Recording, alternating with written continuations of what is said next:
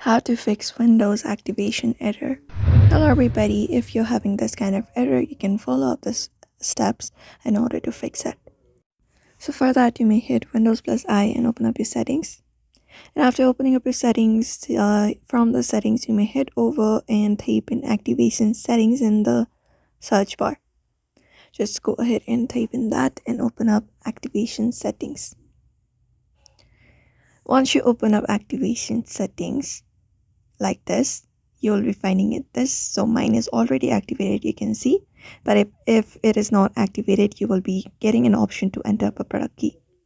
So enter up a product key. What you need to do is you can go over to browser and look for Windows 10 product key or Windows 11 product key and head over to github.com and open up the link.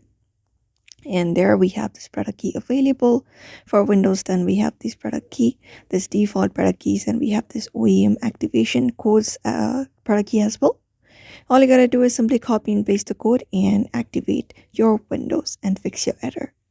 So that's it for now. You may follow up this method in order to fix your activation error.